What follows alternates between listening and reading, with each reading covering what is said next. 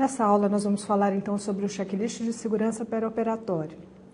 Para que consigamos entender então os conceitos do programa de segurança da Organização Mundial da Saúde, Cirurgia Segura Salvam Vidas, a gente precisa então entender alguns conceitos relacionados à segurança e à mitigação de riscos. Segurança então é o estado, qualidade ou condição em que uma pessoa ou algo está livre de perigos, incertezas ou assegurada de danos e riscos eventuais. Uma situação então em que a gente pode confiar inteiramente que o ambiente está seguro. E é um conjunto de processos, dispositivos ou medidas de precaução que asseguram o sucesso e o resultado adequado ao que se espera. Então, é o cumprimento de um plano. Então, se em anestesia nós planejamos que esse paciente no pós-operatório estará então sem nenhuma complicação, sem nenhuma lesão, livre de dor ou de náuseas e vômitos, é essa a nossa preocupação e esse é o conceito de segurança. A segurança ela tem sido utilizada, esses conceitos, em inúmeras áreas, como por exemplo a engenharia, as usinas nucleares, a Agência Aeroespacial dos Estados Unidos, a NASA, a aviação civil, ou mesmo a extração de petróleo em águas profundas. Nesses setores, o desenvolvimento dos processos de segurança tiveram um grande avanço nas últimas décadas.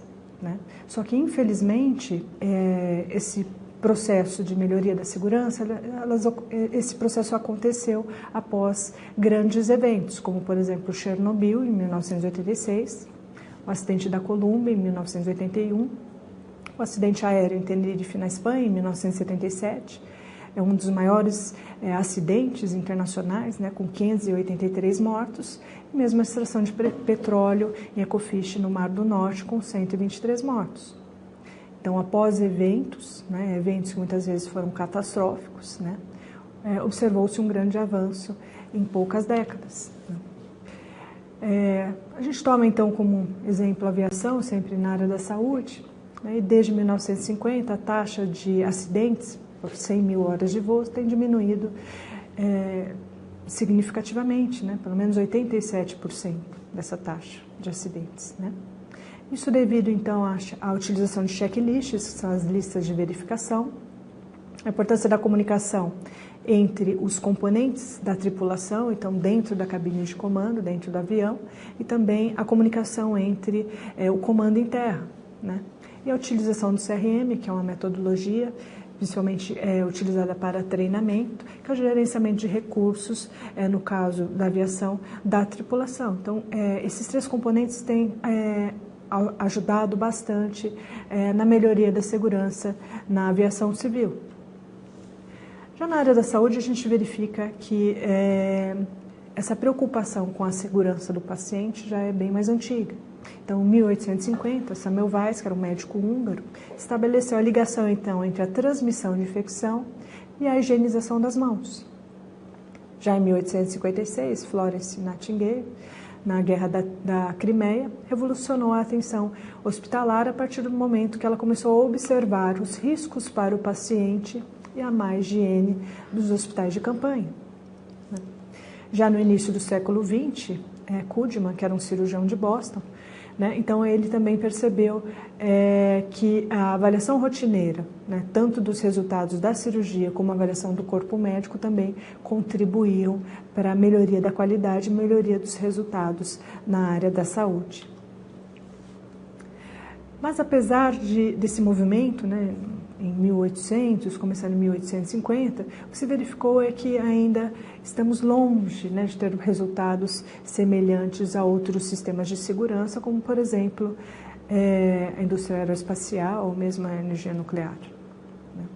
Então, gastamos muito ainda em eventos adversos em saúde, então bilhões de dólares com infecção hospitalar, com eventos com óbitos de paciente, e também ainda perdemos milhões de vidas. Então, muito ainda deve ser realizado na área da saúde para que consigamos ter um resultado adequado. Isso se deve aqui. Realmente, o sistema da saúde ele tem sido considerado um ambiente bastante complexo. Então, quanto maior complexo o sistema, maior a sua exposição à ocorrência de acidentes, né?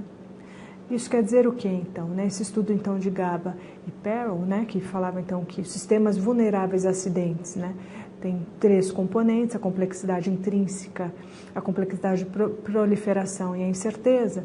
Né? E quando a gente avalia, traz esses conceitos para a área, para o sistema de saúde, a complexidade intrínseca são sistemas de alta tecnologia que utilizam componentes de precisão estreitamente acoplados. Então, vamos, dentro do ambiente cirúrgico, um exemplo seria um ventilador, um aparelho de anestesia. Complexidade de proliferação. Seriam, então, sistemas simples, porém com grande número de componentes simples acoplados. Então, seria, por exemplo, um sistema em rede de gases, né, dentro de uma instituição de saúde. E a complexidade da incerteza, que traz, então, o conceito da imprevisibilidade, que é justamente o paciente. Então, se eu dou uma dose de Propofol para um determinado paciente, a mesma dose será dada para um outro paciente, o resultado poderá ser bastante diverso. Então, é o resultado imprevisível. Como, então, a área da saúde tem esses 3 componentes que são bastante presentes e importantes, então a complexidade é bastante elevada.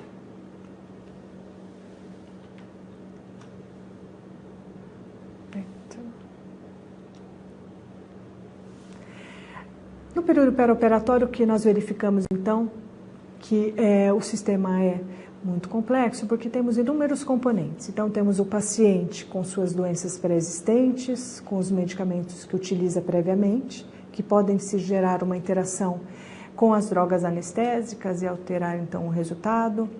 Os equipamentos da anestesia, que são inúmeros, né? Os medicamentos anestésicos que utilizamos durante a anestesia, os monitores, os ventiladores, né? E as manobras cirúrgicas, ou a técnica cirúrgica também pode ter essa relação, né?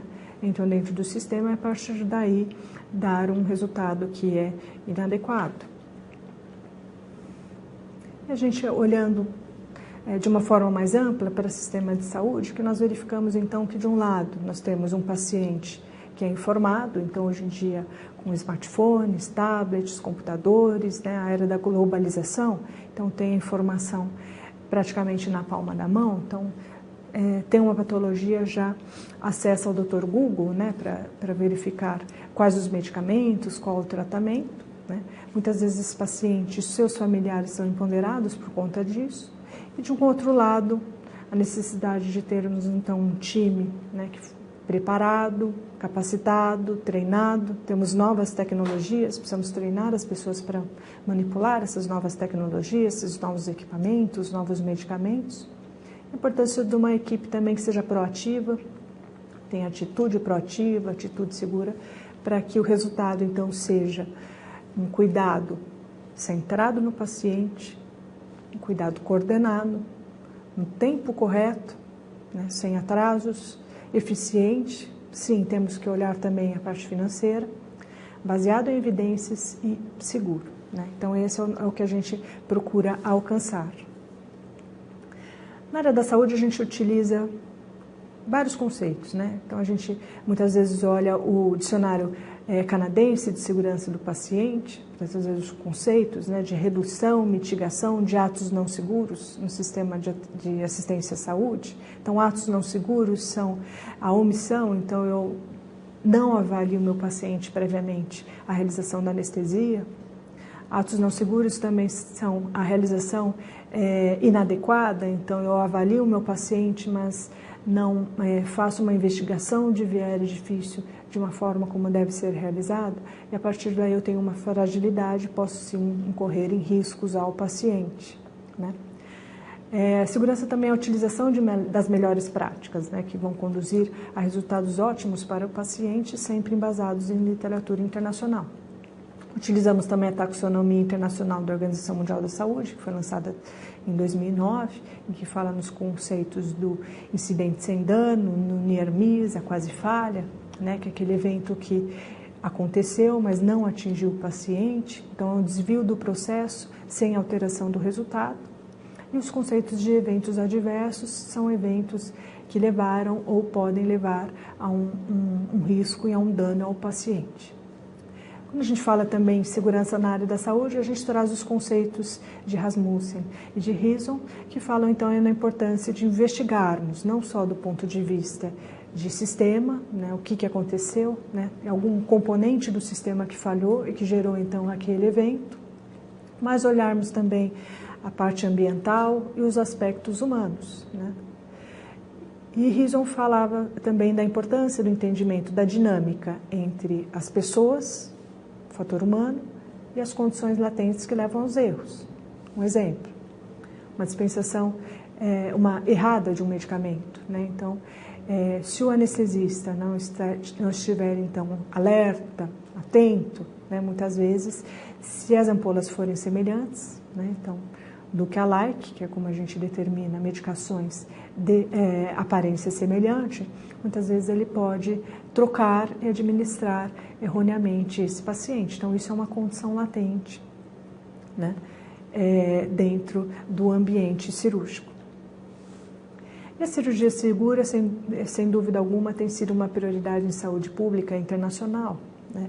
Então, nesse estudo que foi realizado na The Lancet, em 2008, eles verificaram, né, que foram realizadas 234 milhões de cirurgias durante um ano, ou seja, né, uma operação para cada 25 pessoas vivas, né, sendo que, infelizmente, a distribuição ainda é desigual, né, devido à falta de acesso, né. 30% da população ainda concentra 75% das operações. Quando a gente analisa, então, complicações após cirurgias em pacientes internados, existem inúmeras estatísticas, inúmeros estudos, mas esses estudos demonstram que até 25% dos pacientes internados podem ter complicações após cirurgias, né? Quando a gente olha também mortalidade em cirurgia de grande porte, a estatística também é variável, de 0,4% até 10%, dependendo da metodologia ou de onde foi colhido esses dados, né, para realizar o estudo. Mas pelo menos 1 milhão de pacientes morrem a cada ano durante ou após uma cirurgia, né, e 7 milhões de pacientes sofrem complicações cirúrgicas ao ano. O que chama bastante atenção é que pelo menos metade desses eventos adversos, ou seja, mais de 50%, são evitáveis, né? Então, muitas vezes, o que nós verificamos é que poderíamos sim ter realizado alguma coisa, criado alguma barreira para que esse incidente, esse dano ao paciente não ocorresse. Outros estudos também apresentam, né, os eventos relacionados a cirurgias realizadas em locais errados, em pacientes errados, né? Em alguns estudos, esse foi realizado em 2006, né, que há uma estimativa de 1.300 até 2.700 eventos por ano nos Estados Unidos, né?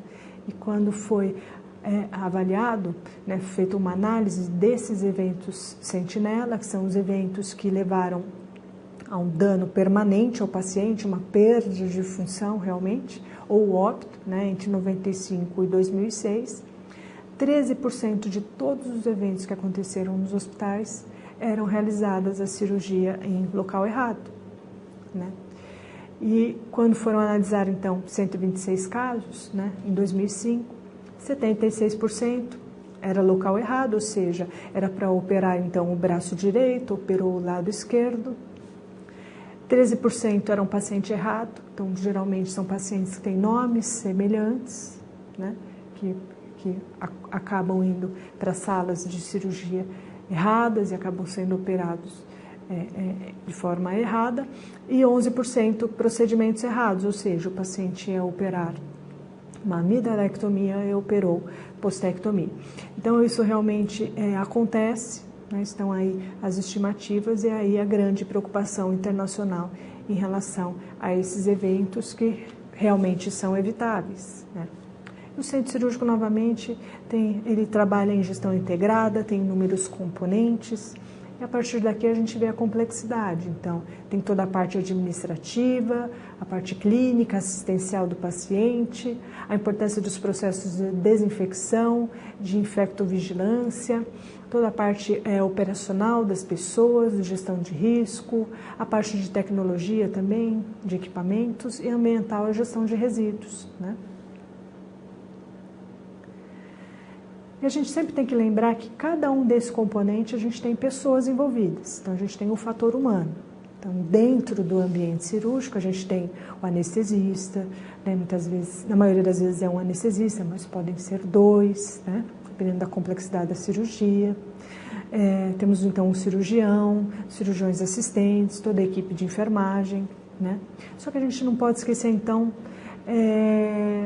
das pessoas que dão apoio. Então, a engenharia clínica, que faz a manutenção preventiva e corretiva dos equipamentos, farmácia, que é responsável pelos medicamentos, suprimentos pelos materiais, a CCIH pelos processos relacionados à prevenção de infecção relacionada a cuidados em saúde, né? A higiene, que faz, então, a limpeza das salas entre uma cirurgia e outra, e o banco de sangue, né?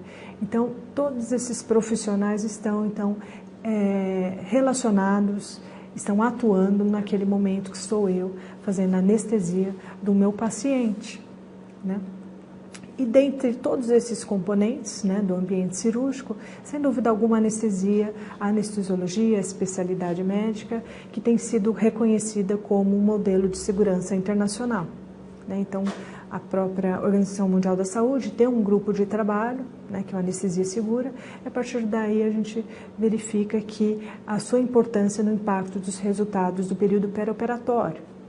E, sem dúvida alguma, nós tivemos grandes resultados, né? Então, a mortalidade de anestesia geral, que há 3 décadas atrás era de 1 em 5 mil, né, um paciente em 5 mil, atualmente é de 1 em 200 mil até 300 mil em países desenvolvidos, né? Isso tudo se deve à importância da checagem de segurança anestésica. Então, eu chego na minha sala, eu faço a checagem do meu carrinho de anestesia, do meu aparelho de anestesia, dos medicamentos que eu vou utilizar, por aí vai.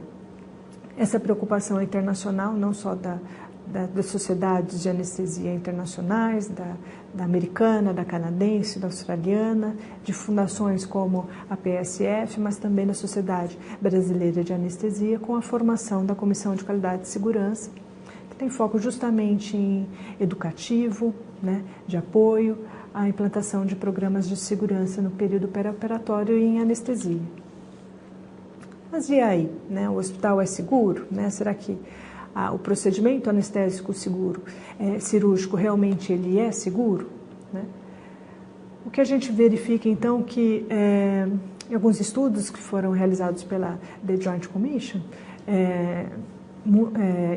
nas instituições que são acreditadas a nível internacional, né, desde 2009 até 2011, esse estudo foi realizado até outubro de 2011, os 4 primeiros ali do ranking, né, eles estão relacionados, sim, a procedimentos anestésicos cirúrgicos. Então, desde pacientes operados errados, local errado ou procedimento errado, até retenção inadvertida de corpo estranho. Então, por exemplo, gases, agulhas, que são esquecidas no paciente no pós-operatório, desde complicações operatórias e pós-operatórias. Então, também isso gera bastante preocupação internacional.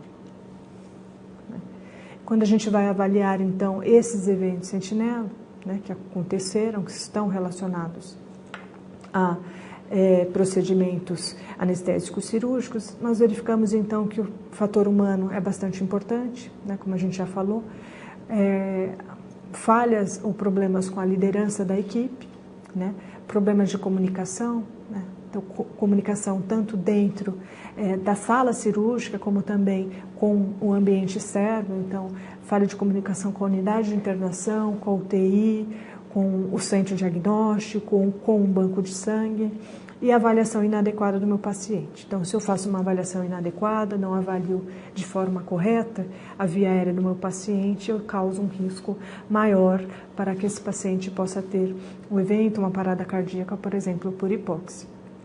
Então, esses 4 componentes são bastante importantes, são os causadores, né? Uma análise de causa raiz que foi realizada e que são componentes importantes que geram os riscos relacionados à segurança do paciente no perioperatório.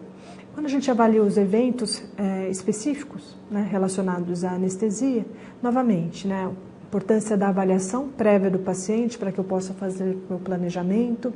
Então, para que eu possa planejar a minha monitorização, se eu vou usar monitorização avançada, se eu vou usar monitorização básica, como será o acesso do meu paciente, acesso da via aérea, se será então a máscara laríngea, se será uma intubação e por aí vai. Então, a importância da avaliação para o planejamento. Cuidado da anestesia também, um cuidado inadequado, também tem sido um componente importante dos eventos adversos. Então, eu faço, por exemplo, uma reposição volêmica que é inadequada a esse paciente, a partir daí eu tenho um impacto no seu resultado, né? Fatores humanos, né? Então, fadiga, estresse, né? Número inadequado de profissionais dentro do ambiente cirúrgico para atender a determinado número de salas, né? A comunicação, né? Falhas na liderança e o gerenciamento da informação. Então, se eu não tenho a informação dentro do ambiente cirúrgico, aquele paciente alérgico a determinado medicamento, isso pode sim gerar uma administração inadvertida e a partir daí termos um incidente crítico nesse paciente. Quando a gente avalia então as complicações pós-operatórias e operatórias, né, dos eventos sentinela que foram avaliados pela Joint Commission, verificamos novamente fator humano, comunicação, avaliação, liderança e o gerenciamento da informação. Quando a gente analisa então o fator humano, né, é uma preocupação internacional das sociedades internacionais de anestesia, da PSF novamente, da Federação Mundial de Sociedades de Anestesiologistas, né? Por quê? Porque os anestesiologistas, eles realmente cuidam dos pacientes a qualquer hora do dia, da noite, madrugada.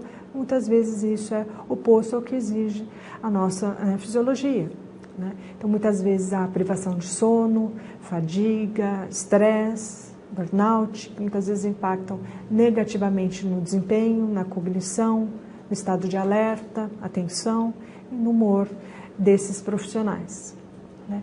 E, sem dúvida alguma, o papel do anestesiologista é a vigilância do paciente. Isso é muito marcante, né? Ele é o centro do selo do ASA, da Sociedade Americana de Anestesiologistas, né? Então, a gente tem lá o farolzinho, que é sempre vigilante. Muitas vezes, né, privação de sono, fadiga, eles comprometem a vigilância ao paciente e podem, sem dúvida alguma, gerar um evento adverso. Então, se eu tenho novamente uma dispensação do medicamento parecido, uma ampola semelhante, né, e esse anestesista não está então desperto, atento, realmente ele pode essa informação pode passar desapercebida, a partir daí ele administra o medicamento de uma forma errada. A importância, então, da comunicação e da gestão da informação, né? Existem inúmeros estudos internacionais, né, que abordam, né? Então, a gente utiliza muitos termos multidisciplinar, interdisciplinar, transdisciplinar e pandisciplinar, né, que divergem somente no tipo e grau de colaboração entre os membros da equipe, mas o que é importante realmente é a coordenação, a interdependência, né? Cada um então cumprindo o seu papel, né? A importância então realmente do trabalho em equipe e a sinergia entre eles. Então, por isso que é tão importante o treinamento em equipe, né, para a melhora da comunicação, né? E trabalhar realmente em time, né, que é todos por um mesmo objetivo, né, de forma sinérgica.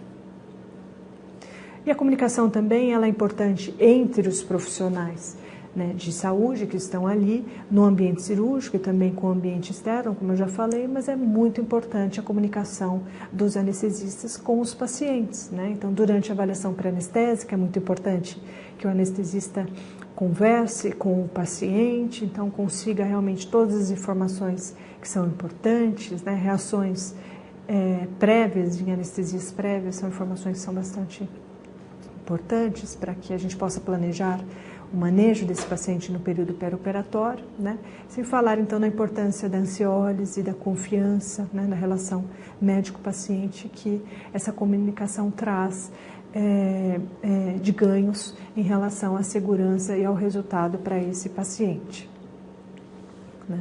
Muitas vezes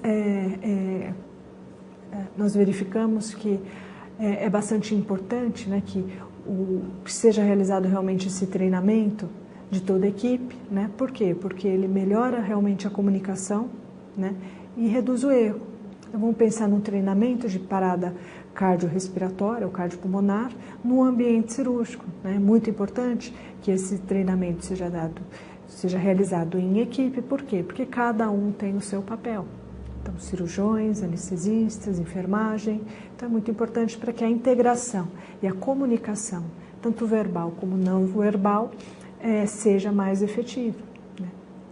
Seja mais eficaz. E a partir daí o resultado seja mais rápido, né? Que é bastante importante, nesse caso que seja rápido, e que o resultado seja realmente o adequado, né? Mas só isso não basta, né? É importante, então, uma infraestrutura de segurança para que esse trabalho em equipe seja realmente mantido. Então, a importância de termos, então, o carro de emergência, o carro de parada disponível dentro do centro cirúrgico, o desfibrilador, então, com a carga realmente carregada. Então, que tudo isso esteja de acordo para que esse trabalho em equipe seja realmente dado continuidade a ele, né? E o trabalho em equipe, né, que é realmente o cerne desse programa da Organização Mundial da Saúde, que é o Cirurgia Salva-Vidas, ele já traz benefícios que são reconhecidos por inúmeros trabalhos, né? Então, melhoria na qualidade do cuidado, aumento da segurança, né, até satisfação do paciente. Então, muitos estudos já verificaram que a cultura de segurança do time, do trabalho, né, realmente aumentou a satisfação do paciente, o resultado. E mesmo o resultado relacionado à segurança do paciente, à diminuição dos riscos e de eventos adversos. Então, isso tudo tem sido comprovado pela literatura. E a utilização de checklists, ou seja, aquelas listas de verificação, onde eu vou passo a passo verificando se está tudo ok antes do início da cirurgia, e os briefings, que são aqueles momentos em que toda a equipe, então, conversa e planeja como será aquela cirurgia ou aquele procedimento, né? Existem estudos, né, como esse que foi realizado em 2004, em que 34% dos casos avaliados, ou seja, 100 casos em 295, tanto o checklist quanto os briefings que foram realizados identificaram um problema, né? Revelaram muitas vezes ambiguidade, tanto processos quanto informações, né? Foi possível também verificar a existência de gaps importantes em relação ao conhecimento e à informação. Então, muitas vezes a informação que se tinha relacionada ao paciente ou mesmo ao procedimento que seria realizado não era igual perante os membros da equipe, né? Também chegaram a provocar mudanças no planejamento, na realização daquele procedimento, e também foram responsáveis por ações de follow-up, ou seja, seguimento. Então, eu tive um problema, né, por exemplo, um equipamento, né, que quebrou durante um procedimento cirúrgico. Então, a importância então de acionar a engenharia clínica e, a partir dali, que essa manutenção preventiva e corretiva seja verificada, seja reformulada, e a partir daí a gente segue para ver se novos eventos acontecem com aquele equipamento específico, né? E também 44% tiveram impacto direto no cuidado do paciente. Então, por aí a gente vê então a importância da realização tanto dos checklists na segurança do paciente, quanto também dos briefings, para que a gente tenha então resultados adequados, né? E a gente realmente reconhece que estamos na era da segurança do paciente. Então, numa das agências internacionais, como por exemplo a NPSA da NHS do Reino Unido, né, desde 2000 já estabeleceu áreas e procedimentos para a melhoria do desempenho das instituições de saúde, né? Já na Austrália, o Conselho de Qualidade e Segurança em Cuidados em Saúde, né, desenvolveu o Sistema XI, que é justamente uma lista nacional de eventos sentinela, né, e o IHI com a campanha, em 2006, já 5 milhões de vidas, com 12 programas relacionados à segurança do paciente. Então, é um caminho realmente sem volta. E a Organização Mundial da Saúde, durante a Assembleia, que foi realizada em 2002, organizou, então, um grupo de trabalho que tinha como objetivo estudar metodologias para avaliar os riscos focados para a segurança do paciente. Em 2004 foi lançada, então, a Aliança Mundial para a Segurança do Paciente, também pela Organização Mundial da Saúde, que tinha a missão, então, de coordenar, disseminar e acelerar melhorias em termos mundiais, sempre buscando soluções simples e baratas para a segurança do paciente, né, que no caso seria o checklist. A Joint Commission International também lançou em 2006 as metas internacionais de segurança para o paciente, que a quarta meta é justamente assegurar cirurgias com local de intervenção correto, procedimento correto e paciente correto. E a partir daí começaram as ações relacionadas à segurança do paciente. O primeiro desafio global é o Cuidado Limpo, é o Cuidado Seguro, que foi lançado em 2005 e 2006. E o Cirurgia Segura Salva Vidas, que é o segundo desafio global, 2007 e 2008. Né? E tanto a Anvisa quanto o Ministério da Saúde e a OPAS, que é a Organização Pan-Americana da Saúde, têm se esforçado para criar uma parceria, para implantar, então, essas rotinas, tanto em hospitais públicos quanto em hospitais privados do país. Né? Então, o primeiro desafio global, que é bastante importante, então, foram lançados, então, guidelines ou diretrizes para a higienização das mãos no cuidado à saúde, né, com 5 momentos, que são bastante importantes para a higienização das mãos. Então, antes do contato com o paciente, antes da realização de qualquer procedimento asséptico, após o risco de exposição a fluidos corporais, após o contato do paciente, após o contato com as áreas próximas ao paciente. E estimula também a utilização de álcool gel, álcool spray, né, para a higienização das mãos. Né. O segundo desafio global, então, cirurgia segura salvam vidas, em que a OMS, então, a Organização Mundial da Saúde, organizou, então, um comitê internacional com especialistas, em que envolveu, então, mais de 200 sociedades médicas e sociedades de enfermagem, principalmente centro cirúrgico. Foi, então, desenvolvido o checklist da cirurgia segura, cuja meta era reduzir as complicações e mortes evitáveis decorrentes do procedimento anestésico cirúrgico. Foi realizada, então, a parceria com o Ministério da Saúde e com a Anvisa, que tinha como foco, então, a aplicação dessa lista de verificação. Importante salientar, então, que essa lista de verificação ela deve ser realizada no ambiente colaborativo e multiprofissional, ou seja, todos os profissionais que ali estão naquele momento no centro cirúrgico devem participar, devem colaborar. Mas sempre a gente tem que ter aquele conceito da liderança, que é o coordenador. Então, um membro da equipe ou outro profissional que realiza e que é o porta-voz do checklist de segurança perioperatória. O checklist, então, tem 3 fases, né? Antes da indução anestésica, que pode ser chamado também de sign-in, antes da incisão da pele, que é o time-out, e antes do paciente sair da sala cirúrgica, que é o sign-out.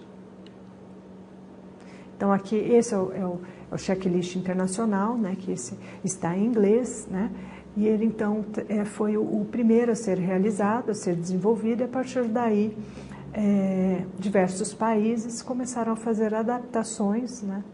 Essas adições, modificações realmente são recomendadas, né? Isso começou, então, a ser realizadas internacionalmente, né? Como, então, por exemplo, no Children's Hospital em Boston, né? Onde foi feito o checklist específico para um hospital pediátrico, né? Esse, então, do Bahrein, né? Onde também eles desenvolveram o checklist para um hospital. Na Nigéria, então, por aí a gente vê, então, que África, Ásia, Europa, Américas, Austrália, então, todos eles desenvolveram checklists adequados com a sua realidade, né? E aqui é a lista de verificação que foi, então, traduzida para o português e que tem sido utilizada como base para os hospitais públicos e privados do país. Né? E aqui, né, trazendo só para ilustrar, aqui é um checklist do Boeing 747, né? Já que a gente então se espelha tanto na aviação, então a gente verifica então também esses passos, né, bastante similares. Então, antes de iniciar o procedimento, logo antes, né, então, depois do início e no final. Então, a importância então de ter esses passos, né, não só na área da saúde, como na aviação, isso também é verificado e tem sim aumentado a segurança. Esse programa, então, Cirurgia Segura Salvam Vidas, tem 10 objetivos essenciais, né, que foram definidos após a revisão de evidências e recomendações internacionais. Então, o primeiro objetivo é que a equipe operará o paciente certo, no local cirúrgico certo. A importância, então, de impedir danos da administração de anestésicos, né? Então, erros relacionados a medicamentos e, ao mesmo tempo, proteger o paciente da dor. Então, cuidados relacionados à analgesia pós-operatória desse paciente. A equipe reconhecerá e estará efetivamente preparada para perda de via aérea ou de função respiratória. Então, a importância da avaliação das vias aéreas para que se diminua os eventos relacionados a vias aéreas difíceis. Né? A equipe reconhecerá e estará efetivamente preparada para o risco de grandes perdas sanguíneas. Então, a partir do momento que eu tenho um risco de perda sanguínea maior de 500 ml para adultos ou maior que 7 ml por quilo em crianças, eu devo sim garantir acessos calibrosos, reservas de sangue. Então, a partir daqui tem também um checklist, né? A previsão também relacionada à indução de reação adversa a drogas ou reação alérgica, então tem que ter essa informação se o paciente é alérgico ou não no intraoperatório, para que medicamentos similares ou medicamentos que o paciente sabidamente já tem alergia não sejam administrados, né? O sexto objetivo, então, relacionado à minimização de risco de infecção do sítio cirúrgico, né? Retenção inadvertida de instrumentais ou compressas também, que é o final, é o sign-out, né? A equipe manterá seguros, identificará precisamente os espécimes cirúrgicos, né? Então, a importância, então, de se identificar o espécime, né? A peça da biópsia com o nome e identificação do paciente correta para que essa peça não se perca no ambiente cirúrgico, né? A importância da comunicação efetiva entre os membros e a importância tanto os hospitais como os sistemas de saúde manterem vigilância de rotina quanto à capacidade, volume e resultados cirúrgicos. Isso, então, é baseado em indicadores. Então, a importância de monitorar o resultado da implantação do checklist. Então, a primeira fase do checklist, então, é antes da indução anestésica, é o sign-in, é a entrada do paciente no ambiente cirúrgico, né? É importante, então, que seja realizada a confirmação da identificação do paciente. A participação do paciente ela só é possível quando ele não tomou medicação pré-anestésica, quando ele está bem acordado, mas muitas vezes a gente utiliza, então, 2 identificadores, nome completo do paciente, por exemplo, o número do SAMI do hospital ou data de nascimento. Checamos também a demarcação do sítio cirúrgico, se ela foi realizada previamente, até com a participação do paciente. É realizada também a verificação de segurança anestésica, né? Então, é importante verificarmos que ali está escrito, então, oxímetro de pulso no paciente em funcionamento, né? Mas no Brasil a gente tem a resolução 1802 de 2006, que fala a respeito da importância da monitorização básica. Então, não só a oximetria de pulso, mas também a pressão arterial não invasiva e o eletrocardiograma, a cardioscopia, né, que são importantes e fundamentais para a segurança do paciente. A resolução realmente recomenda que seja utilizada essa tríade de monitorização básica e a revisão também com o anestesista, com a participação da enfermagem, de aspectos relacionados a se o paciente tem alergia, se a via aérea é difícil, se há risco de broncoaspiração, ou mesmo risco de perda sanguínea. Nesse momento é importante analisar se todos os materiais, equipamentos e medicamentos estão disponíveis e funcionantes, né?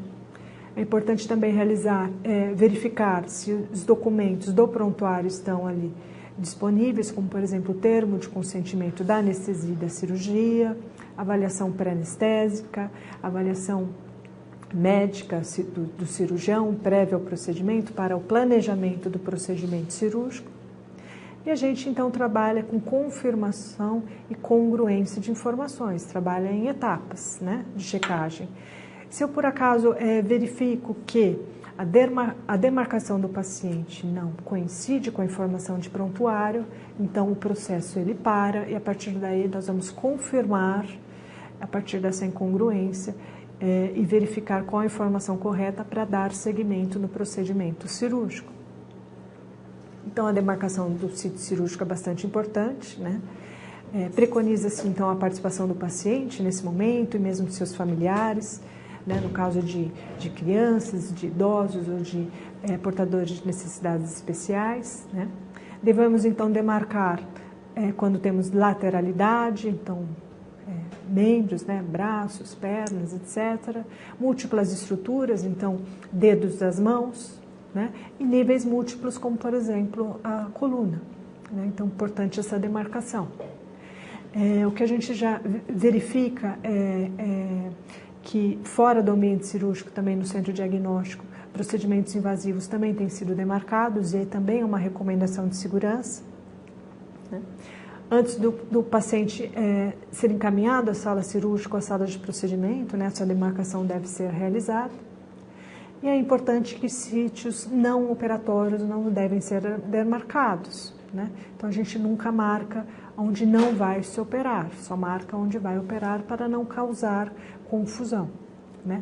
E muitas vezes a gente procura utilizar marcador permanente, né? Então, canetas específicas, né? E devemos evitar adesivos, né? Porque muitas vezes eles podem descolar e podem, então, perder essa informação. Deve ser claramente visível, né? Devemos utilizar, então, seta, alvo, iniciais, nome do local a ser operado, né? Isso é definido pela instituição. A maioria das instituições tem utilizado o alvo, mas isso não é preditivo, né? Mas o que a gente deve realmente evitar é o mais ou o X, porque ele realmente dá uma conotação, muitas vezes, inadequada, né? De que esse lugar não deve ser operado, né? E é importante, então, salientar que a demarcação do sítio cirúrgico deve ser realizada pelo cirurgião ou mesmo pelo profissional que realizará o procedimento. Tá? Em relação ao time-out ou a pausa cirúrgica, né, como também é chamado, a gente deve realizar, então, nome e verificação da função dos membros da equipe que vão participar daquele procedimento anestésico cirúrgico.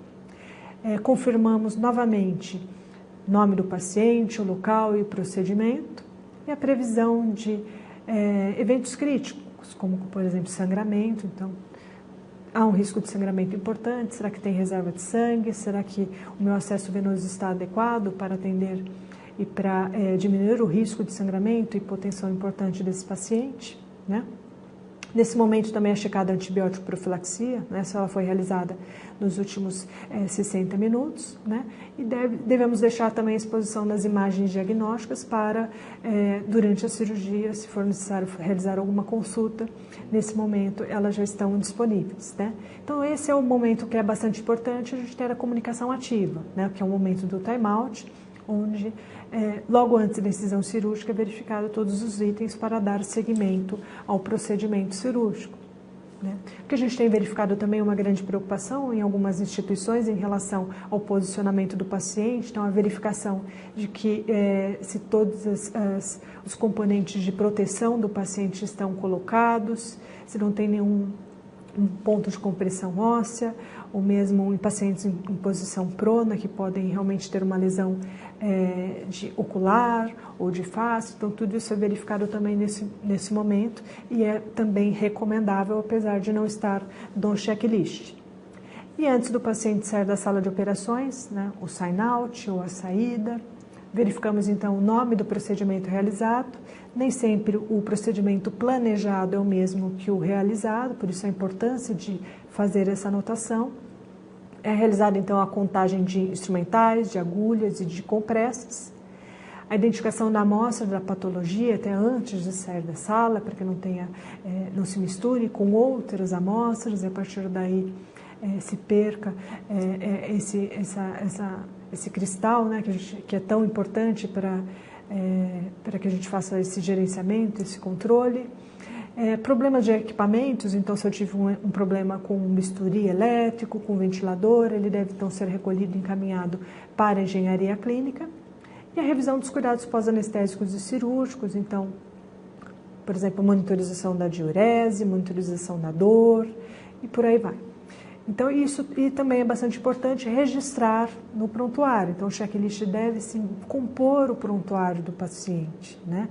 Para que isso é uma informação que deve estar no prontuário do paciente por tratar-se de informação bastante importante para a sua segurança. A The Joint Commission ela tem, então, um protocolo universal que está, então, publicado no seu site, é uma diretriz, né, para que esse protocolo seja seguido, e a Organização Mundial da Saúde também tem um ambiente virtual na área de segurança do paciente, onde tem um projeto Cirurgia Segura Salvam Vidas, e a partir daí temos vídeos, temos posters, guias, né, que a gente pode então consultar e utilizar tanto nos nossos treinamentos quanto na implantação também do projeto, do programa. Também temos no site da OPAS e da Anvisa também materiais disponíveis em português. O próprio checklist, né, que é o checklist que pode ser utilizado pela instituição da forma como está, ou pode ser adaptado, posters e mesmo o manual que determina toda a referência bibliográfica que foi utilizada para desenvolvimento do programa internacional. Mas e aí, essa verificação de segurança operatória, né? Ela é segura realmente, né? A gente só tem que ter um entendimento que ela não pode ser um teatro, né? Então eu vou realizar antes um procedimento cirúrgico e eu não tenho atenção, eu realizo de forma mecânica, aquilo realmente não vai ter o impacto e não vai ter o monitoramento de segurança que a gente realmente precisa, né? Será que é só um registro, né? Será que registram o que é realizado, mas cada um tá na sua área, no seu ambiente, não realiza realmente? Então, será que o anestesista está ali de costas preparando seus medicamentos enquanto o time-out é feito, o cirurgião está se escovando fora da sala e a enfermagem está realizando o time-out de forma sozinha? Então, será que cria barreiras realmente? Então, é importante a mudança realmente de cultura, né? O entendimento que aquilo é importante, que todos realmente devem participar, né? Devemos sim adequar ao uso, né? O checklist é extenso, mas devemos adequar o nosso hospital, a nossa realidade. Então, se eu tenho um hospital pediátrico, eu devo fazer essa adequação. Se eu tenho um hospital de cirurgia de grande porte, eu faço uma adequação. Se eu tenho mais cirurgias ambulatoriais, o importante é que ele seja realmente realizado. Existem instituições de saúde que têm quadros, né? Tem lembretes, isso é importante, mas não é obrigatório que se tenha esses quadros dentro das salas cirúrgicas, né? Lembrando que o processo é colaborativo, cada um colabora com uma parte, né, em relação às informações para o programa de segurança. A importância realmente é o bom senso, né? Como a gente falou, fazer a adequação ao hospital, iniciar o projeto de divulgação multidisciplinar para que devagarzinho todos possam ter participar da realização desse programa de segurança. Mas e será que realmente essa checagem, essa lista de verificação, ela realmente é efetiva, né? O que a gente verifica é que teve realmente um estudo que foi publicado no New England, né, que foi um marco em relação à aplicação desse checklist de segurança cirúrgico, né, que ele demonstrou realmente a diminuição na taxa de complicações maiores, né, de 11% para 7%, e de mortalidade hospitalar após operações, que caiu de 1,5% a 0,8%. Então, um resultado bastante importante, né? É um checklist global, então, nesse trabalho, 8 cidades foram, então, envolvidas, né? Então, Toronto, no Canadá, Reino Unido, Jordânia, Filipinas, Nova Zelândia, a Índia, Tanzânia e os Estados Unidos. Então, para que esse checklist fosse aplicado em realidades diferentes, para que a gente consiga realmente entender a sua aplicabilidade, a sua efetividade, né? Aqui é um panorama de 2009, né, que na época, então, eu printei na tela da Organização Mundial da Saúde, né, onde a gente via que em agosto de 2009, 789 instituições usavam ativamente o checklist, né, e total de registrados 1.624, né, que são aquelas cruzinhas vermelhas e amarelas, né. E o que a gente percebe agora, né, no finalzinho de novembro de 2011, é que a gente teve um aumento bastante importante em relação às instituições que utilizam o checklist, né, 1.790, e o total de registrados, mais de 4.000 instituições mundiais. Então, isso é bastante importante, e a gente vê que realmente é um checklist que tem sido aplicado nas instituições e que tem demonstrado, sim, os seus resultados, né? Mas não é fácil realmente aplicá-lo, né? Então, a difusão do conceito de riscos como realidade, né, seria uma das grandes dificuldades. Então, os profissionais da saúde, principalmente os profissionais médicos, entenderem que o risco de troca de paciente, né, pacientes homônimos, acontece em hospitais públicos, em hospitais privados, né? Outra dificuldade é em relação ao tempo, né? Muitas vezes, não, mas eu não tenho tempo, e quando na realidade a gente sabe que o checklist demora poucos minutos para ser realizado. A atuação da equipe como um time, né? Muitas vezes isso também tem uma dificuldade para acontecer, assim como a comunicação. A mudança da cultura organizacional, né? Isso leva pelo menos 5 anos para que a instituição como um todo tenha uma preocupação em relação aos riscos e à segurança do paciente. O envolvimento da equipe, né? Muitas vezes o cirurgião, nos casos de corpo clínico aberto, ou mesmo o anestesista, né? Ele vem, ele faz a cirurgia e vai embora da instituição. Então, como envolver esses profissionais de corpo clínico aberto nesse movimento de segurança, nessas ações que vão garantir realmente que o paciente não tenha riscos no ambiente anestésico cirúrgico, né? E a dificuldade também no monitoramento, né? Como é que eu faço o monitoramento que esse processo do time-out está sendo realizado de uma forma adequada, somente com auditorias realmente de processo, como a gente chama, onde eu vou às salas e observo se essa realização está sendo feita de forma adequada, né? E a manutenção da melhoria contínua dos processos. Então, eu implanto o processo do time-out, 2 semanas, 1 mês, ele funciona de forma adequada. Depois disso, se você não tiver motivação, não conversar com a equipe, não continuar o processo de implementação, ele tem realmente a possibilidade de não estar mais sendo realizado. Então, a importância e uma grande dificuldade é a manutenção da realização dos processos de qualidade e de segurança. Então, o envolvimento do paciente também é fundamental, né? Tanto do processo de demarcação, quanto às informações que ele nos dá no pré-operatório, mesmo no pós-operatório, né? O paciente tem sido considerado pela Organização Mundial da Saúde mais um componente da equipe de saúde, então ele dá informações, ele tem sim suas responsabilidades na sua própria segurança. A importância do registro no prontuário, tanto dos eventos, das intercorrências, mas também da realização do checklist, né? Cada vez mais, como eu já falei, temos tido procedimentos invasivos fora do ambiente cirúrgico, então a implementação do checklist de segurança também é bastante importante, né? O checklist se baseia, como eu já falei, em soluções simples, não? Então, são checklists, né, que têm baixo custo, então podem ser realmente adaptados e utilizados em diversas realidades, né? Alertas, lembretes e quadros realmente não são obrigatórios, né, mas eles ajudam. E muito importante é o comprometimento da alta direção, da gestão, para que esses processos realmente sejam realizados e sejam realizados de uma forma correta, né?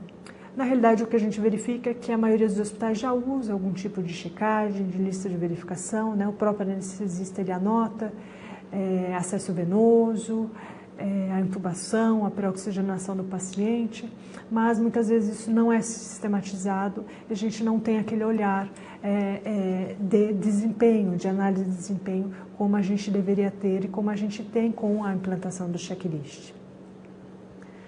Mas e aí, será que 99,9% é realmente um padrão de segurança, né?